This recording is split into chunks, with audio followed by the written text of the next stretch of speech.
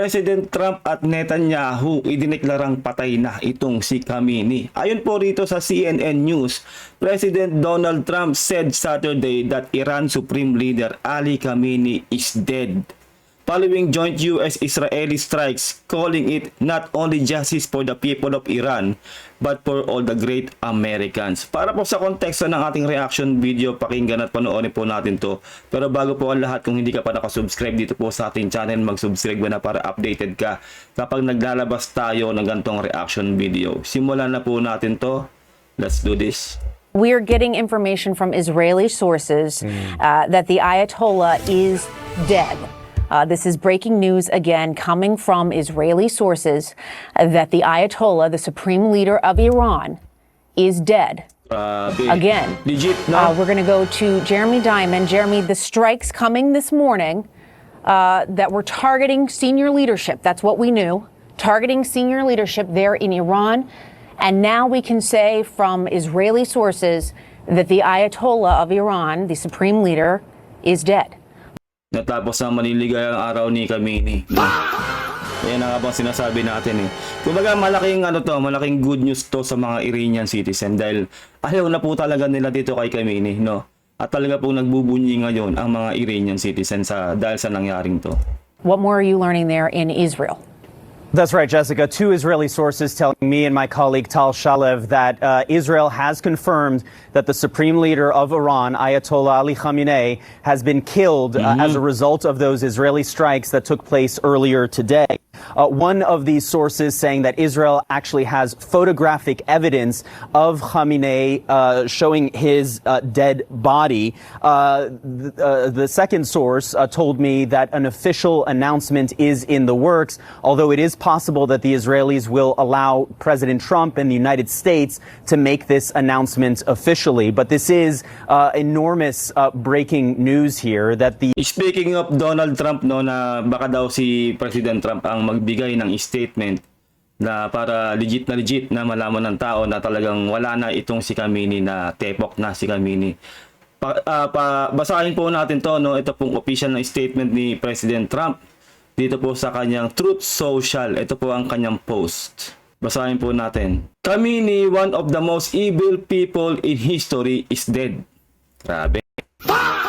This is not only justice for the people of Iran, but for the great Americans and those people from many countries throughout the world that they have been killed or mutilated by Khamenei and his gang of bloodthirst thugs. Grabe yun. He was unable to avoid our intelligence and highly sophisticated tracking systems and working closely with Israel. There was not a thing he or the other leaders that have been killed along with him could do. This is the single greatest chance of the Iranian people to take back their country.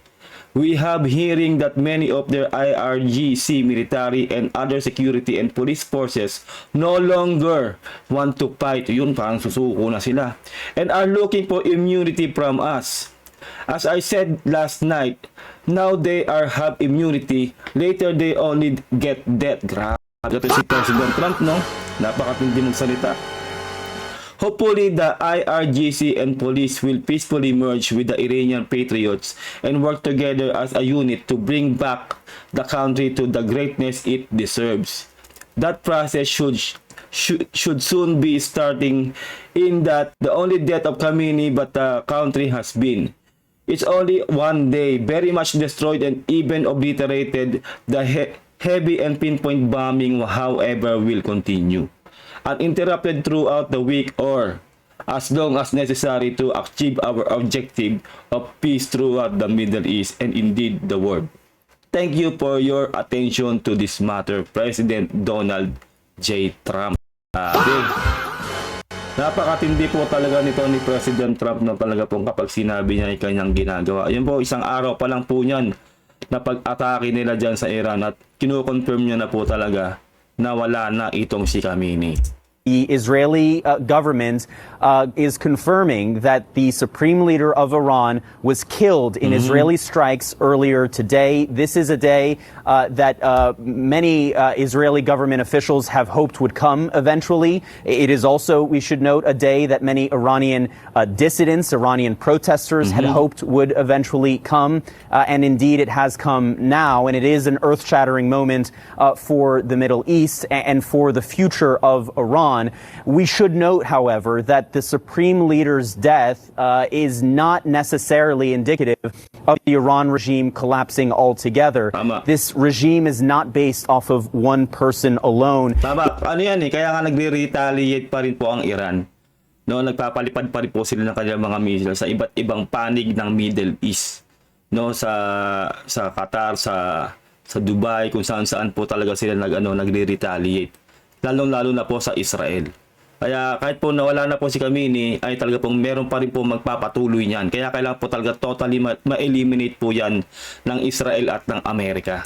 It is a system that is multi-layered, and we know that the supreme leader understood very well that he could potentially be targeted for assassination should the United States and Israel choose to carry out massive strikes on Iran as they did today. Tama. And in recent weeks and months, he has been preparing for potential lines of succession should that actually take place. Now, we are still waiting, of course, for any confirmation from the United States as well as to the supreme leader having been killed. But two Israeli sources familiar with the matter telling us now that the supreme leader was killed in Israeli strikes today. One last note on this is that we have also been hearing about the division of labor between the United States and Israel as it pertains to these strikes. U.S. officials have been very clear that their strikes have been focused on military targets and that the strikes targeting senior Iranian leaders, such as the supreme leader, were being conducted by Israel and not by the United States. Ultimately, that may very well be a distinction without a difference, given the high level of coordination between the United States and Israel in preparing and carrying out these strikes. But this is obviously an enormous moment in the Middle East, something that we anticipated could potentially be a target of any Israeli or U.S. strikes on Iran. And indeed, now not only a target, but confirmed by Israeli sources that the supreme leader of Iran is dead. Grabe, no? Pero sa mga kababayan po natin no, dyan po sa Middle East, lalo na po sa Qatar, sa Dubai, at sa lahat po dyan sa Middle East, mag-iingat po kayo dahil hindi pa rin po magtitigil ang gera na yan. Talaga po magre-retaliate pa rin po itong Iran. Siyempre po, kahit wala na po si Khamenei, kahit legit na wala na po yan, ay may magpapatuloy pa rin ng kanyang rehimen. Siyempre po yung mga colleagues niya na hindi pa po nadadali ng Israel at ng US. Pero dito po natin napatunayan na kapag po sinabi ng Amerika na talaga pong gagawin nila ay gagawin po talaga nila. No, talaga pong nakita naman natin ngayon, no, talaga pong nagsalita na po si President Trump dito po sa kanyang Truth Social, no, social media po yan mismo ng presidente ng Amerika. No, talagang sinasabi na wala na po, tepok na po itong si Khamenei. At sinabi na rin po ni Netanyahu na sa kanya rin po galing na talagang wala na itong si Khamenei.